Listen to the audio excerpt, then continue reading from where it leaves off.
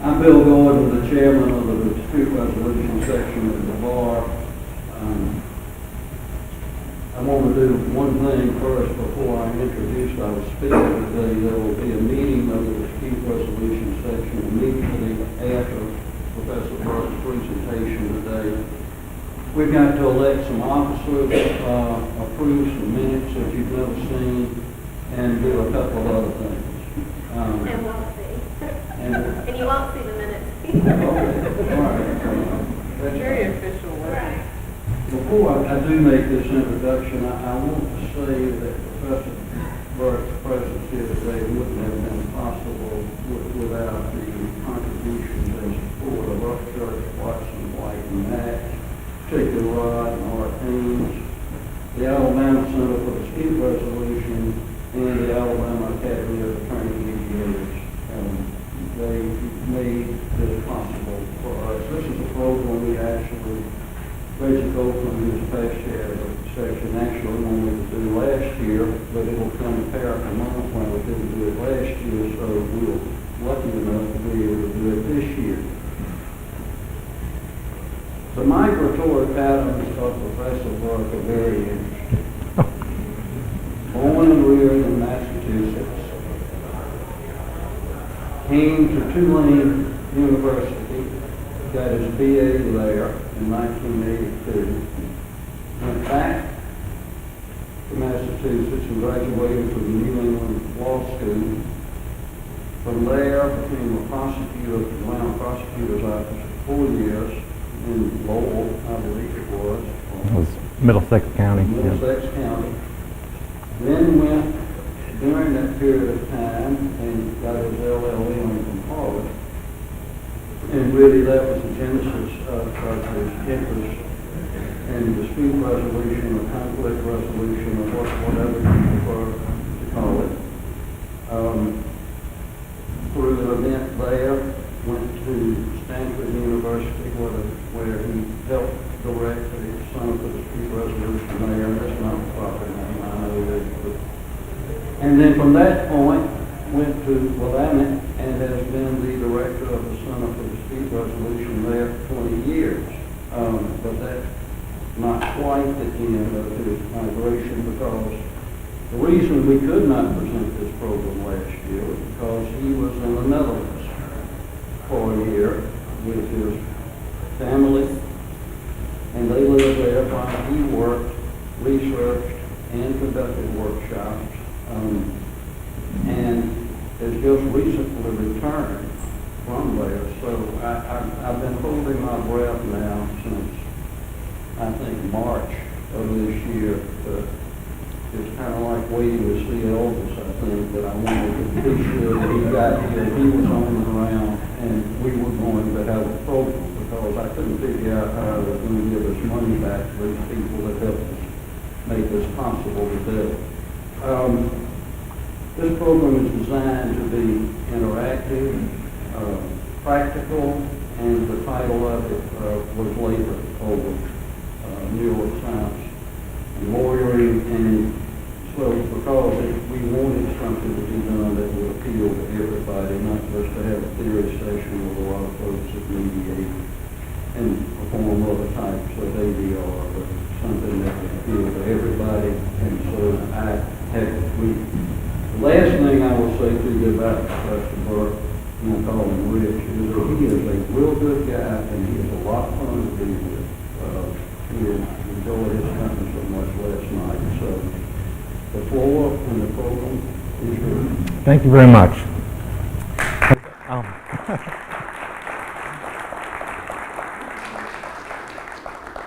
Thanks. Is the mic on? Everything's going? All right, good. Well, I want to give some thanks before I start, and in particular, I want to, I'm going to miss some people I know, but Judge Gordon, Reggie Copeland, Allison Skinner, Bill Coleman, and Francis Nolan were all instrumental in my being here, and I also want to thank all of the organizations that made it possible for me to come. So it's a great pleasure to be here, and I want to thank all of you in advance for the time that you're taking to be here now. As the judge said, I was in the Netherlands this year, and it was a very interesting time. I'm a little bit depressed about the World Cup situation yesterday, but that's okay. Somebody has to lose, and I guess, the Netherlands again. But when I was in the Netherlands, I was reminded yet again about how pervasive negotiation is. And there were a couple of things that happened. One is a friend of mine gave birth to a new baby, and it's always fun to see somebody have a new child. And it's always fun for me because I realize I have a future dispute resolution student every time I see one of these babies, because from the minute they are born, they start negotiating, right? Because they need somebody else to fulfill their needs, and they're figuring out a whole variety of ways, usually just varying their cry, to get their needs met. So that was an amazing thing, just once again to see. We negotiate literally from the moment that we're born, and we develop a set of tactics. And so then in the Netherlands, one of the other things, and raise your hand if you've ever been to Amsterdam. Riding a bicycle in Amsterdam is about the most interesting thing you can imagine, because there are tourists from all over the world, and in a country with 17 million people, there are an estimated 19 million bicycles. And 60% of all trips in Amsterdam are taken by bicycles. 60%, more than cars, trams, trains, and foot combined. Right? And so that's a lot of bicycles on the road, and a lot of people rent them right at Central Station, and it's a very crowded place, and they don't speak the language, they don't know the rules, and my kids were there. They're now 11 and 13, but they were 10 and 12, and nobody wears a bicycle helmet. Nobody at all, right? So it's not even like in Portland, you have to by law if you're under a certain age, but there, nobody did. And so we looked up, of course, as good parents, the head injury rates, and they were vanishingly low. And so I realized when people were riding their bicycles, people from all over the world were negotiating with each other just through facial expression. Right? There was just this really quick glance of, I'm going to go and you're not going to go, and so it was pretty amazing to me to see while I was over there yet again. We're negotiating from the minute we're born, and we negotiate pretty much all day, every day. And so I think negotiation is a pervasive activity. Now, that's one piece. The second piece is all negotiators have one thing in common, which is that they walk into the room with a human brain. And so today we're going to be looking at the intersection of negotiation and what we know about the human brain. And I'm going to try to pick out pieces that are applicable to lawyers no matter what their field is. And so I'm going to invite you to join me today in this conversation we're going to have about what it is to be a negotiator, working with the human brain, and being a lawyer. So with that, let me get started. So just make a quick judgment to yourself about whether you think one of those women is prettier than the other. All right? And now, how about those two? Now it looks kind of like the same women, right? But maybe not. Well, how about those, right? Is one of those more attractive than the other? And these? Well, what it turns out is that when a group of men were shown pictures of pairs of women, and they were asked to pick which woman was more attractive, and they just kept going through, click and click and click, and you just hit a right or a left arrow. At the end, the guys who went through this experiment were asked, why did you pick the women that you picked? And they told these incredible stories about, well, I like a certain kind of intellectual look, or this one looked like she might like tennis, or I don't know, there was something. Well, it turns out that they could manipulate people's preferences so that at the beginning of the stack, you might choose the woman on the left, but at the end, you see the same two women and you choose the other woman, right? Now, how did they do that? They did that because through Photoshop, what they did was they just slightly dilated the pupils of one of the two women in the pictures. And it turns out that the guys consistently, no matter what, picked the woman with the slightly more dilated pupils. Right? So as it turns out, pupils dilate in a lot of different circumstances. Of course, the major way that we see pupils dilate is when we look at light, to regulate light coming in. But the pupils also dilate when you're attracted to somebody, right? And so it's actually, a precursor to sexual congress that, pupils will dilate.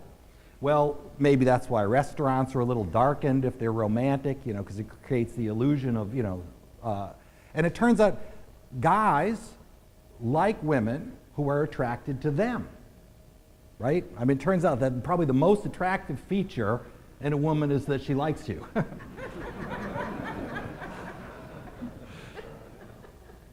Now, I can tell you in this experiment, not one of these guys said, I liked the ones with the bigger pupils.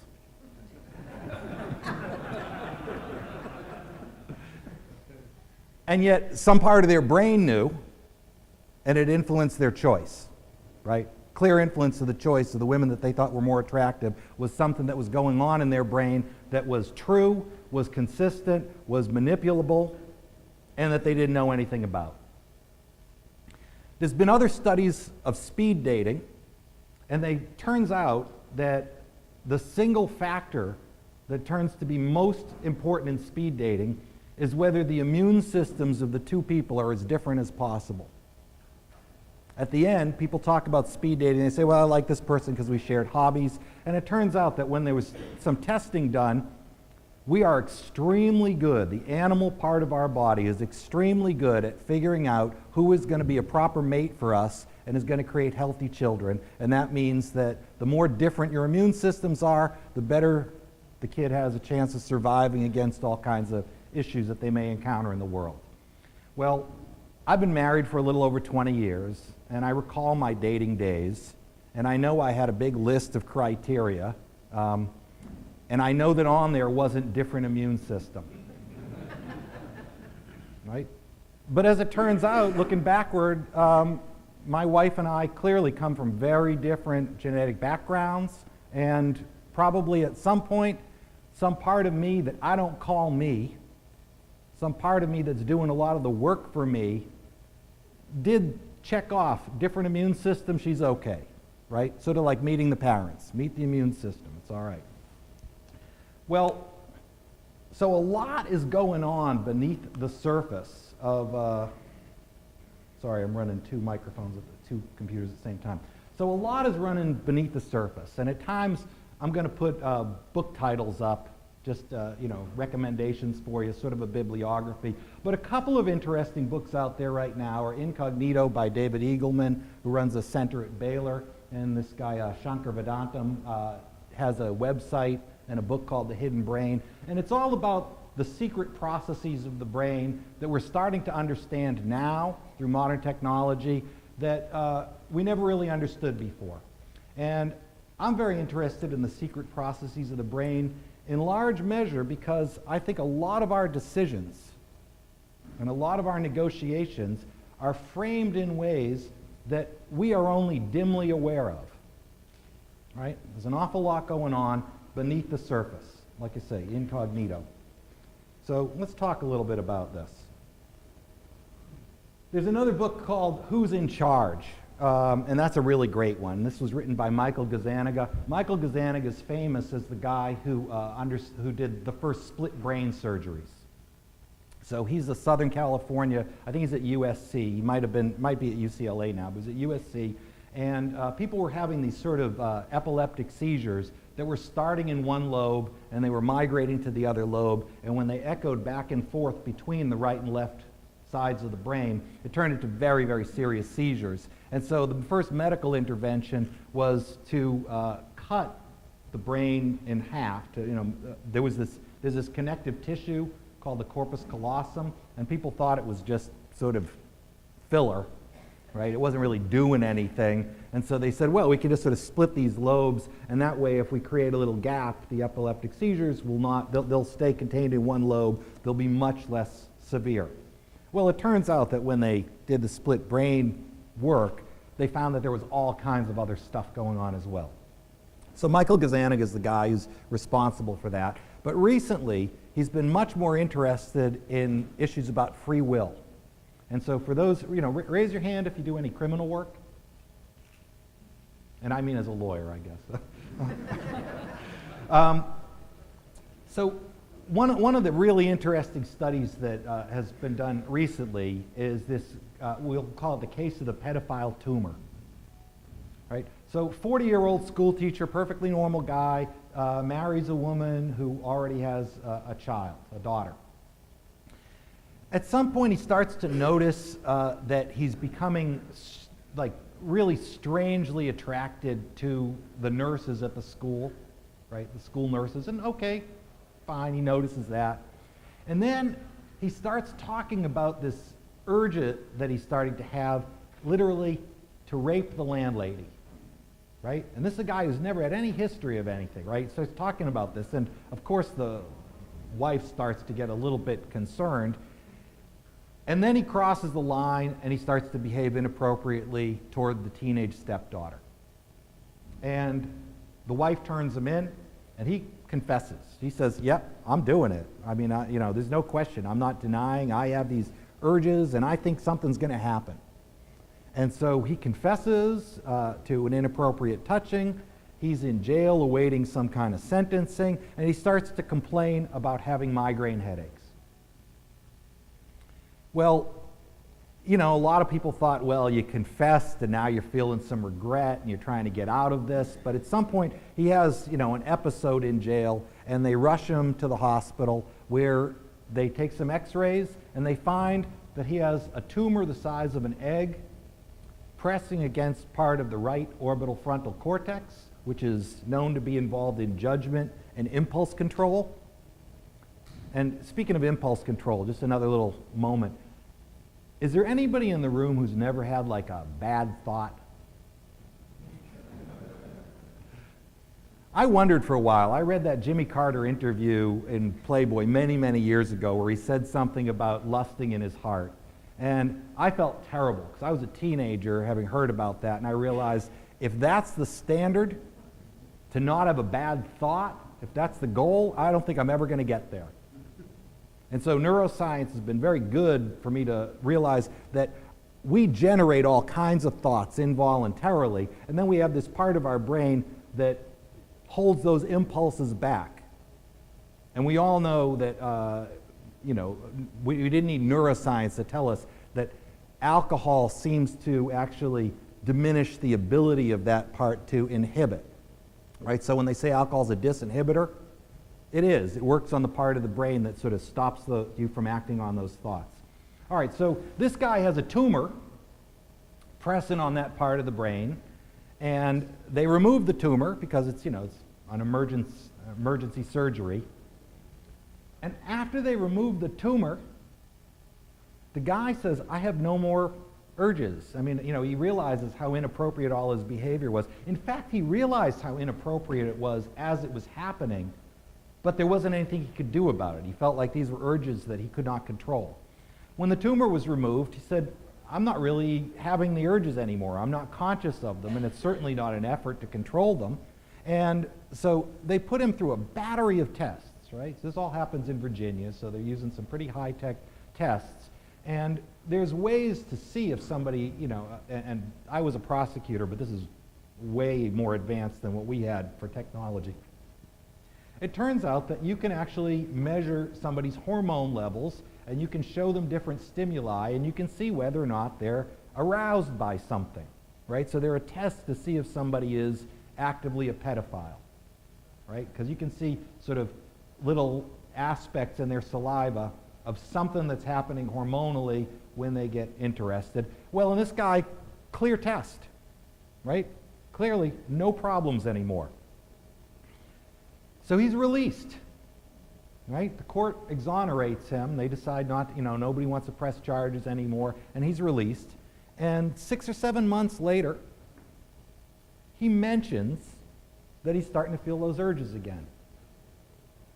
Well, instead of running to a prosecutor, instead of running to a counselor, they run to a neurologist, and they do an fMRI, and they find that they missed a little piece of the tumor, and it's partially grown back.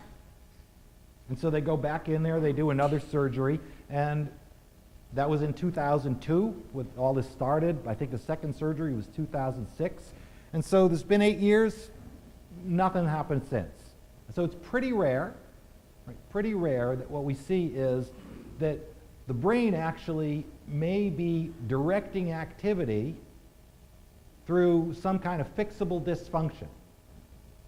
Now, I'm not here to say that every pedophile needs to get an fMRI or that it's all caused by tumors, right? And I mean, it's a big controversy in the criminal community to say, you know, well, geez, we're talking about capacity and free will. But when you think about crimes of intent, there's a question about whether or not maybe the brain of some of the folks is not really capable of forming that kind of intent or stopping intent. And so there's a lot of work being done right now in neuroscience to think about criminal capacity. And the book, Who's in Charge? Free Will and the Science of the Brain, documents a lot of, you know, what it is that we do as owners of brains that is not really within our conscious control. So who's in charge? Well, let's see if we can do a little experiment now.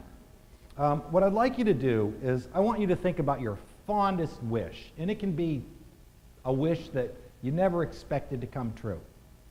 And so, for example, if you said, I would like there to be peace in the world, I would like the environment to be clean, I would like there to be social equality, and I'd like a nice car and some money, right? So you can be like altruistic and selfish. Wrap it all up. I mean, you know, I want you to really think about the greatest wish that you could ever put together for yourself and the world.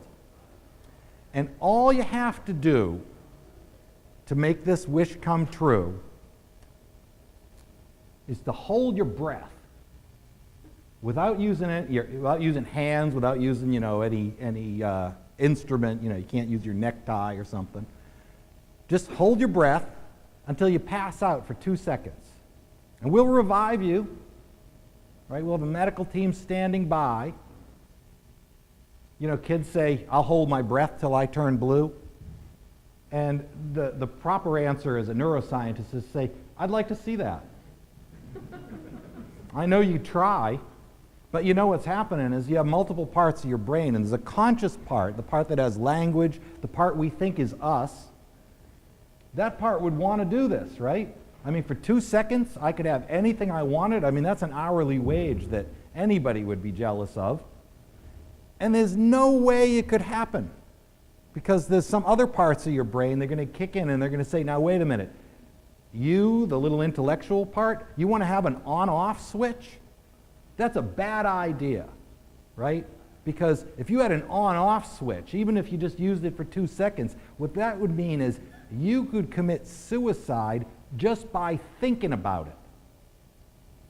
And the older parts of the brain are saying, we are in control in this situation. We're not letting that happen, right? So, no, you are not allowed to pass out for 2 seconds. I don't care what the positive consequences are. The older part of the brain is not going to let it happen. All right? So we think we're in control, but I'm not really so sure because something simple like that, right? 2 seconds of just passing out on the floor, can't do it. There, can't do it. What we have running in our systems is 2 or 3 different selves, right? Now, when I say 2 or 3, I'm going to talk about the new and old brain, but we have a part of our brain that is the same as that of a lizard, right? And so whether or not, you know, I tend to think in evolutionary terms, but I have a friend who, when I got into neuroscience and I started talking about evolution, said, you know, I'm a creationist and I really don't want to hear the evolutionary story. And I told him, well, every picture I'm going to show you has been taken in the last 15 years. Like, you know, so these are brain pictures, and he's not anti-science, right? So we just had to, so I tell the story a little bit differently to say, you know, whether or not we evolved from reptiles is irrelevant to the things I'm going to say. You know, so for those of you who, like me, believe that there's some validity to that, great. And for those of you who don't, it's not a problem, because what we do know for sure is that if you take a picture today of the embryo of a lizard, and you take a picture of the embryo of a 1 or 2 day old fetus, what you're going to see is that the brains are almost indistinguishable at that point in development, right? and is a part of our brain that we share pretty much exactly with a lizard, right? I'll show you a picture in a minute. Then there's a part of our brain that we share with pretty much every other mammal, right? So, and there's big differences between a lizard and a mammal. The lizard will eat its young, the mammal will not. If you have a pet iguana and you don't come home today, it will not be depressed. But your puppy will be, right? Because puppies, among the reasons that they don't eat their young is because they are a different kind of social creature, right? And part of that is due to the brain development. So there's some group of animals that when they are born, they never need to see their parents at all. And their parents, in fact, might be a threat to them, right? So a spider is born, it's kind of ready to go on day one, right? The day it emerges. You know, a lizard is pretty much ready to go as soon as it comes out of its egg. A puppy needs a little bit more time. It needs some help. And humans, as it turns out, have this third chunk of their brain, this distinct large cortex, not the largest of any animal. There are others with larger. Not the most wrinkled. People say, oh, it's the number of crevices, and that's not true either. What it has is the most electrical connections of any animal, right? It works faster. It's a really, highly quick machine. Well, it turns out that one needs a long time to develop, and so humans have to be born with that quite undeveloped. That part is, pretty much undeveloped, and any woman who's given birth in the room knows it's a good thing that the kid doesn't come out with the brain full-sized, because it's, we are the species that as a proportion of our life and as an absolute number of days is helpless the longest, right? And that's because the brain has to come out only partly cooked, otherwise it can't make it through the birth canal, right? So we're helpless for a very long time, unlike the lizard and the puppy. So we have a part that's like the lizard, very automatic, controls things like how big your pupils are. It's the part that jumps you out of the way of a bus, right? So when the bus is coming, one thing that you share with a lizard is, without thinking hard about it, without being taught, you don't sit there and say, okay, let me calculate the speed of the bus. Let me think about the distance between us, because if, as soon as you were thinking about that, you'd already be flattened. You jump out of the way, and then you realize even afterwards, oh, that's a bus, right? We move out of the way of danger before we can identify what the danger is, right? So we have these several selves. There's the lizard, and it's doing a lot of work for us. There's the puppy, and it's doing a lot of work for us. And then there's the us that we think we are, right? So I chose this attractive woman driving a car because we think of ourselves as attractive and driving, right? That we're running the show. Well, we think we're in control, but the animals list is larger than we think. And I put the we in quotes because I used to think that the person that the person with my name, the person with my personality, I thought that was all driven by my conscious thought, right? And our society is built around the idea that our conscious thoughts are the most important thing. Like, if it was just the lizard and the puppy, we wouldn't be here in a room having a conference, right? Language does not really exist, certainly not in the complex way it exists for humans, without the person driving the car. And so the person driving the car thinks, decides, imagines, and believes they control things, right? Maybe they control some things. But the animals, formation of preferences for partners based on things like immune systems and dilated pupils, sending blood to the legs before we know we're afraid, right? So if you see a bear, if you're out in the woods and you see a bear, by the time you are aware that you have seen a bear and you should be afraid, the blood is already in your legs, ready for the responses of freeze, which is the first one, right? That's the first natural response. Freeze, fight, or flee. And so, through something called a PET scan, I'll talk about a little more in a minute, they could put a radioactive isotope in the eye And they could see, when they see a fearful image, that that travels back to the visual area in the brain. And then from the visual area, once it's processed, the visual area says, okay, first the legs. Then the eyes, right? Your eyes are going to open wider. And there's going to be a whole series of physiological reactions. And last, we're going to send it to the cortex, right? And so when we have an emotional reaction, we are the last to know.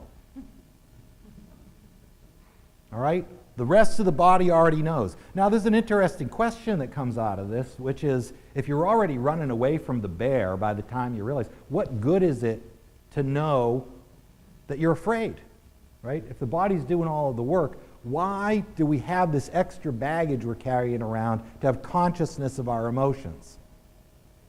And the theory out there, I think the theory is that the puppy and the lizard are very good at survival. What they're not very good is at thriving. Right? Survive versus thrive. What puppies and lizards can't really do is they can't build conference halls. They don't build resorts by the beach. They don't think about having a 401k. Right? Or the effects of what happens when there's a stock market crash, right? And so maybe when you're running away from the bear, once you have a safe distance, then the newest part of the brain says, you know, maybe running isn't the best tactic. Maybe what we can do is we can figure out how to use a tool.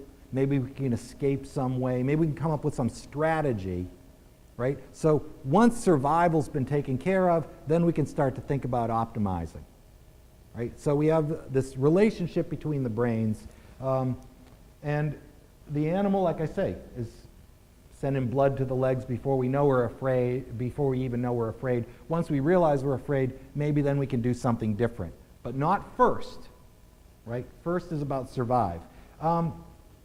Indicating when we've given up. You can also tell when somebody is working, and this is a little trick if you can actually see somebody's pupils, right? If you can get close enough to somebody.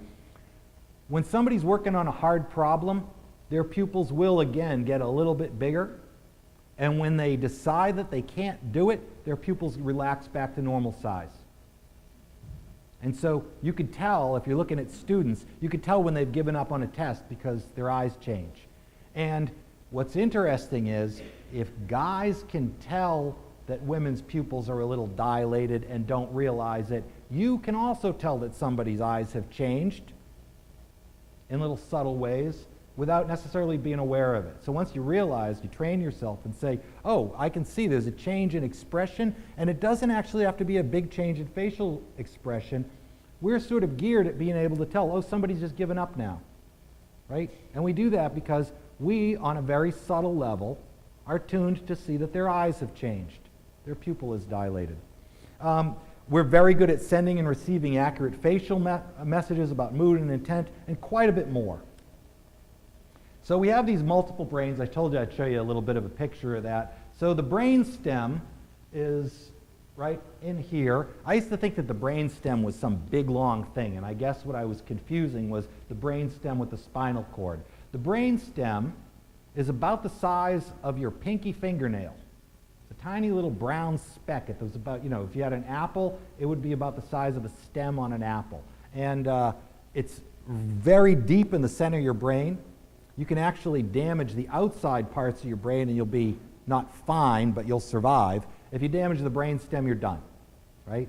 And so the body actually puts it as deep as possible inside the skull so that no football player who gets a concussion is damaging the brainstem, right? They're damaging the outside, so you see certain functions get damaged, but you're not seeing the brainstem. It's all the way in the middle.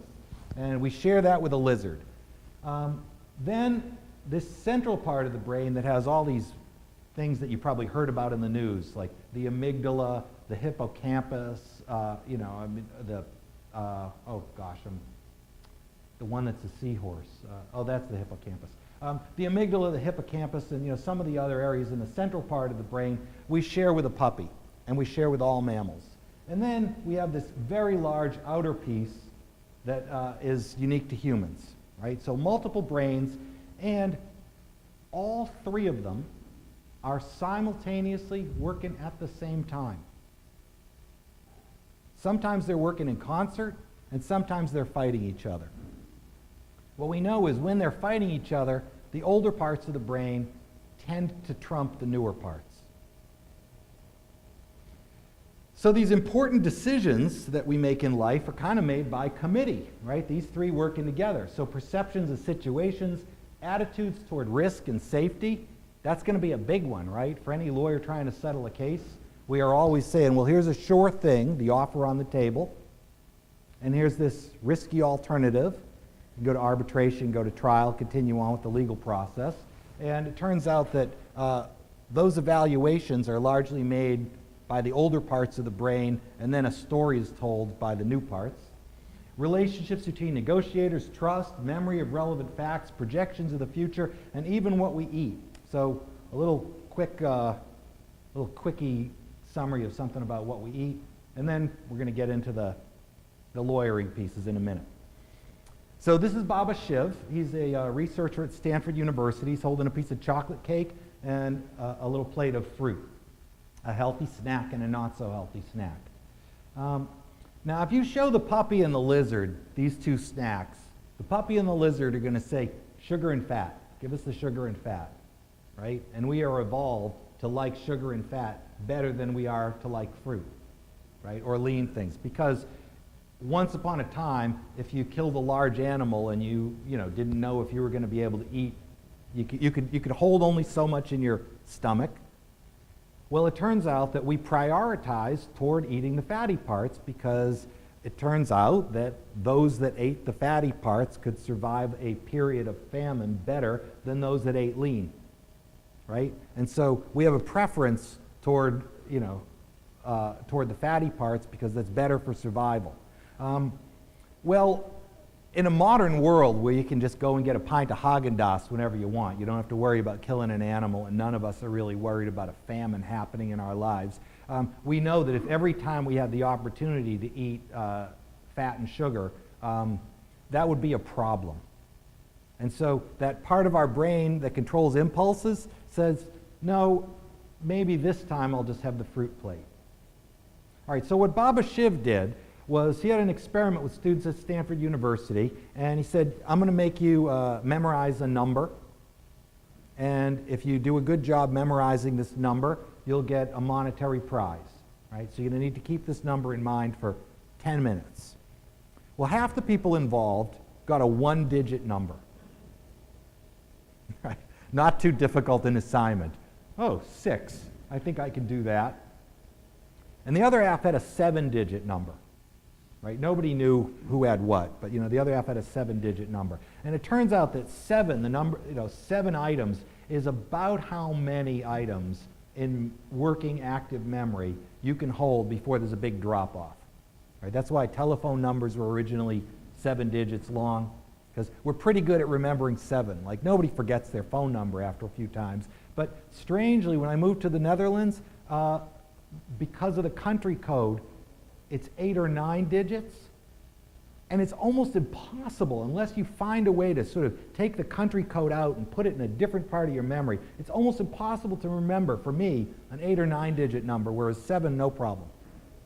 All right, so while the people are remembering their numbers, Baba Shiv says, well, we have an extra little treat for you as part of being in this experiment. You can have a snack. And they asked the people, would you like a fruit plate or would you like a piece of chocolate cake? Well, what they found out was just about everybody who had the 1-digit number chose the fruit plate. And just about everybody who had the 7-digit number chose the chocolate cake. Right? That's that's sort of funny in a way, right? Now, why did those people with 7 choose the chocolate cake? Well, here's the sort of image that I have. There's a little chorus of puppies and lizards in your mind, and they see this chocolate cake, and they get very excited, right? And they're very clear, choose the chocolate cake. And they are yelling at you, figuratively, they are yelling at you, choose the chocolate cake, right? Remember I told you we all have bad thoughts, right? So choose the chocolate cake, and they're just screaming at you. And this other part of our brain that we think is us, right, is saying, no, be virtuous and choose the fruit plate. Well, when that part of the brain doesn't have a lot of heavy lifting to do, when it's only thinking of a one-digit number, it can actually outshout the puppy and the lizard. It can say, no, we're going to have the virtuous fruit right now, and we'll save our chocolate cake for a different time. When that part of the brain that's supposed to be controlling the puppy and the lizard is occupied, when it's fully maxed out with a 7-digit number, the puppy and the lizard run rampant. Right? So it's not that they got louder somehow, it's that the part of the brain that could outshout them was busy. It was a distracted parent. Right? So we know that when I know in our household, when my wife and I are too busy, the kids get to do a lot more activity on the internet than when we're paying attention. All right? So who decides what we eat? 1-digit numbers lead to fruit, 7-digit numbers lead to cake. Right? I mean, so this says something about maybe why your eating habits go bad when you're in a certain kind of heavy, intense litigation, right? It's because your part of your body wants your eating habits to be based on sugar and fat. And thank goodness we have this other part that can control that unless it's preoccupied. All right. So, just this is all by way of introduction. We're going to talk now about how we know what we think we know, right? What we think we know we don't know, and some thoughts about how much we don't know, and then some practical implications. All right. So, how do we know what we know? All right, a little bit of science of neuroscience. Once upon a time, people thought that the brain was a useless organ. And if you look at ancient Egypt and you go to great museums where they have mummies, they'll have all kinds of organs preserved, but they have no brains preserved because they thought the brain was a heat radiator. The Egyptians thought that the only purpose of the brain was, because it looked sort of like a modern radiator, even though they didn't know modern radiators, they thought it was just good for releasing heat. And so therefore useless in the next life where you didn't have to worry about heat. And so the first act in mummification was to stick a needle up somebody's, the dead pharaoh's body, stick it up their nose, and pull the brain out and discard it. Whereas other things like, your liver, where they thought that was like an important part of your, that gets preserved in some kind of, for all posterity, and it's there in a jar, right? Preserved all the organs, didn't preserve the brain. Then, of course, there was a moment where people started to think that you could tell what somebody's profession was going to be by feeling the bumps on the head. Phrenology. That turned out not to be true either, but at least it was an advance because they thought the brain had something to do with your behavior. And then we had this wonderful time called the Industrial Revolution where there were lots of accidents. And through accidents, we started to discover that the brain actually had different functions. It was a different kind of organ. And probably the most famous of these experiments, these accidents, was this guy, Phineas Gage. Well, Phineas had a job that I think none of us would want to have. He was part of, building railways. And so they often had to blast things out of the way when you were building a railway. And there were people who set the charge. And then there was somebody who had a big iron rod, and their job was to tamp it down. And so what you had to do is you had to put all kinds of powder, and then you put something on top of the powder so that, you could then tamp safely. Well, somebody had forgotten to put I think it was sand, on top of the powder. And Phineas is now tamping with his metal rod, tamping straight on the powder, and the blast goes off. And the rod shoots through his cheek, out the top of his head, and lands 50 yards away. And Phineas gets up and says, "Oh, where's my rod?" And walks over. Well, everybody else at the site is just staring at this guy like, did we see what we just saw? Phineas walks up, picks up the rod, and then wants to go back to work. And his coworkers tell him, "You need to sit down and see a doctor." The doctor comes on site and thinks it's a hoax because here's this guy just sitting here having a conversation with them, and they say, yeah, this rod just went through his head.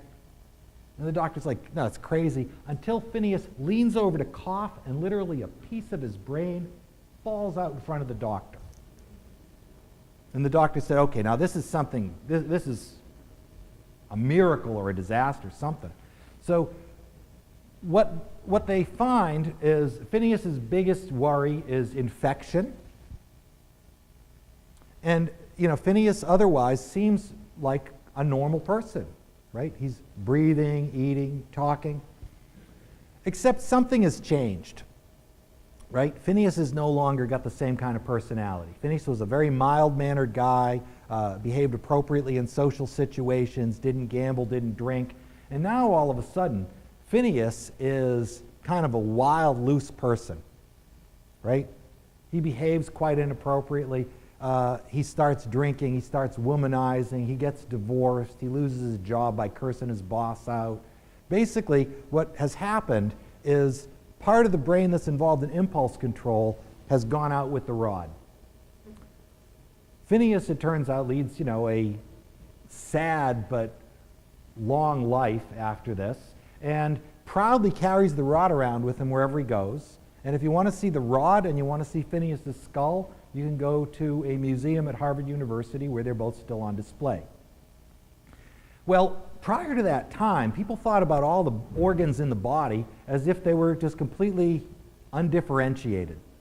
You don't have a part of your liver that's good for gin and another part of your liver that's good for scotch, right? I mean, you have one liver and it just sort of filters out all the stuff that goes in no matter what part of the liver you're using. And if you took out a part of the liver, it wouldn't be like, oh, all of a sudden I can't drink scotch anymore, right? Well, people thought the brain was that way too, just basically an indistinguishable lump of kind of gray, meat-colored jelly, right? And that if you took out a little piece, it would be the same as any other piece. And after the Industrial Revolution and all these accidents, it became very clear that that was not the way things were. That the brain, even though it all looked the same, was divided into a bunch of little areas, and we could start to figure out through accidents and through post-mortem autopsies of people who were exhibiting certain kinds of behavior that parts of the brain actually controlled certain activities. So, for example, a doctor named Birke and a doctor named Wernicke separately found that the left front side of your brain is involved in making speech, and the left rear side of your brain is involved in understanding speech. And so if you get a bump on a certain part of your head, you will have trouble talking. And if you get a bump a couple of inches back of that, you will have no trouble talking, but you'll have trouble understanding language. All right? And so Birke and Wernicke had these theories because it was soldiers after World War I. They were working on soldiers. And soldiers would come back with different kinds of effects of being too near a blast. And they had these ideas that, Birke said, I think that there's actually, I'm seeing a consistent pattern where somebody who gets damage to this part of their head seems to display these certain kinds of behaviors. And after these soldiers are dead, Birke started doing autopsies, and he found, that part of the brain is damaged. We find consistent damage and consistent behavior, right? And so we started to learn a little bit from Phineas and things that came afterwards. We started to learn a little bit more about location in the brain, right? And that's going to become important to us. Well, then there's this alphabet soup of different things that different brain technologies that we've discovered to explore the brain a little bit further. And so the findings we're going to be talking about today all come from one out of 4 different modern techniques. And one of them is PET scans, positron emission tomography, and that's the one where they put a radioactive isotope in and they see where it goes. The second is TMS, transcranial magnetic stimulation. And if you want to see a great YouTube video of Broca's area, there's this video of a graduate student at Caltech who somebody says, by using this magnet, just an electromagnet, we can interfere with brain activity and we can make you unable to speak. And he says, I don't believe it, right? I don't believe that you can do that. And so they take this magnet and they put it next to his head and they say, count to 10. 1, 2, 3, and they flip the magnet on. He starts to go, wow, wow, wow, wow. And then they shut the magnet off and he says 9, 10. And he looks at the experimenter like that didn't happen. Like he knows somehow that he was making the wah wah sound instead of counting. And he says, I want you to do it again. Because this time he says, like, sort of, I wasn't ready. And so the second time, same thing happens. And, so you can see is a really great demonstration through interfering. So if you can create magnetic interference in different parts of the brain, you see different behaviors. Right? So a little bit of transcranial magnetic stimulation. And the third on electroencephalogram, you ever seen somebody who has like a million wires, like a sort of like a wig of a million wires? That's an EEG. And what each of those wires does is it measures electrical activity inside the brain. And so when you show somebody different pictures, for example, you might see the back of the brain light up, the visual area. If you made them hear certain sounds, you'd see activity on the left and right, the left side, front and back of the brain. And so EEGs are pretty good. And these were basically the state of the art until about 1990, 1993. And so people knew quite a bit about how the brain worked, but it wasn't real sexy technology. We weren't learning kind of, the advanced stuff. But then, in the 90s, this other piece of the alphabet came together, the functional magnetic resonance imager. Well, what the fMRI does is it can non-invasively see where oxygen is going in the brain. And it turns out that the brain is a very inefficient organ, or maybe efficient, depending on how you want to define it.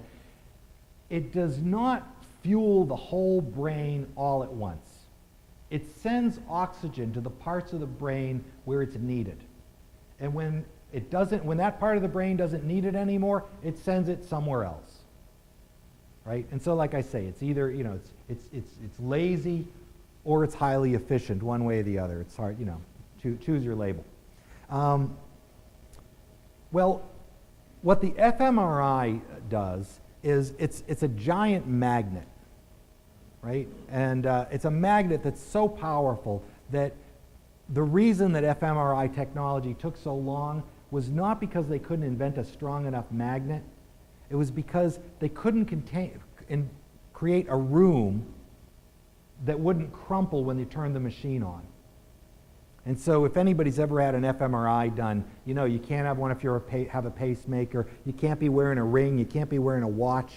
The new machines could actually probably pull my watch off my wrist and suck it into the next room. And so the fMRI, the technology gap, was that they had to create shielded rooms. Right? Well, so somewhere in the 90s, they started to get the technology down, and they could look inside your brain, and it was a specialized electromagnet. And an electromagnet can be tuned to various different frequencies, and every atom, every element, has its own magnetic signature. And so what they could do, in the same way that if you hold a magnet near a compass, you can get it to point away from north, they could tune these magnets to the frequency of oxygen so that they could make the magnetic signature of the oxygen flip, right? Just turn like a compass. And so by looking to see where the oxygen went, by reversing by creating a distinct signal for the oxygen, they could see where the oxygen was. And because the brain is all full of oxygen, they now could get really accurate pictures of the inside of the brain without an X-ray. They could do it front ways, top ways, sideways. They could take multiple pictures, and so you can see, this is a scan of somebody seeing something, right? So you see brain activity initiating and then diminishing, going back to baseline where there's very little activity at the end. right? So you can see parts of the brain light up. Well, initially, the fMRI was used for really critical operations. Basically, where is the tumor? How big is the tumor? And much like any new technology, only the coolest, richest hospitals had this, and they used it for the most acute situations. And then, like all technology, people found ways to make it cheaper, they found ways to make more of them, and now there's fMRI machines around the world in almost every hospital. And eventually, they reached a point where some psychologist said, hey, are you using that thing? Can I use that thing for a non-medical purpose? And they said, well, it's kind of expensive. It's around $1,000 an hour for the electricity. Right? These are very expensive machines. It's why fMRI tests are generally pretty short. To run this kind of powerful electromagnet takes a ton of electricity. But if you can get the grant and you can pay for the electricity, sure. What do you want to do? And the psychologist said, we want to stick people in the machine and we want to ask them questions. Or we want to show them pictures. Because we want to find out, for example, we know from the experimental laboratory that if you ask people a question one way, they'll say yes. But if you ask the same question a slightly different way, they're going to say no. And so we know this behaviorally, right? Any negotiator knows that sometimes you can make an offer and the other side will accept it, and then you make what you think is the same offer and it gets rejected, and you wonder what's going on. And as it turns out, that maybe by changing aspects of the offer, we now know you are changing which part of the brain is responding to that offer.